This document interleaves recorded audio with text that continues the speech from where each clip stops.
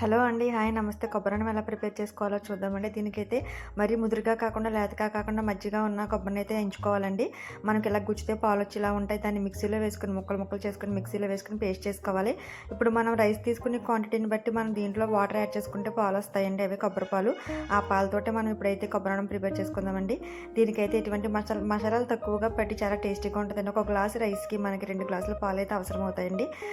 ఇదైతే మనకి same rice ఎలా వండుకుంటామో సేమ్ అదే క్వాంటిటీలో తీసుకోవాలండి.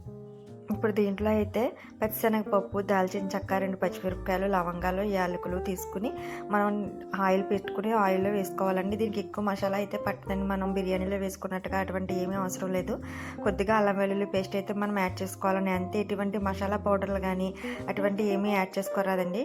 ఇది ఇలా ఆయిల్ కొంచెం వేగిన తర్వాత ఇది వేసుకోవాలి. కొంచెం అల్లం పేస్ట్ వేసుకుని మసాలా అంతా కలిపిన తర్వాత మనం ముందుగా కడిగి పక్కన పెట్టుకున్న బియ్యాన్ని అయితే కనుక యాడ్ చేసుకుని మనం కొంచెం పాలు అయితే మటుకు మనం ఒక గ్లాసు రైస్ తీసుకున్నాం కాబట్టి 2 గ్లాసులు కొబ్బరి పాలు, చిక్కటి పాలండి.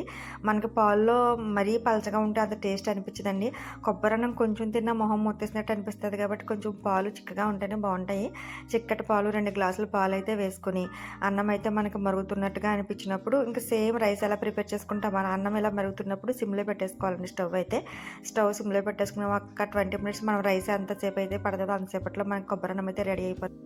మసాలాలోనే మనం కొంచెం పసుపు యాడ్ చేసుకోవాలండి. పసుపు యాడ్ చేసుకుని మనకి ఇంత కలర్ఫుల్గా కొబ్బరన్నం అయితే రెడీ అయిపోతుంది. చాలామంది వేసుకోరు, వేసుకుంటేనే బాగుంటుంది. దీనికి మంచి చికెన్ కర్రీ అయితే, నాటుకోడి అయితే ఇంకా బాగుంటుందండి. వేడివేడి కొబ్బరన్నం అయితే రెడీ అయిపోయింది. ఒక్క లైక్ అయితే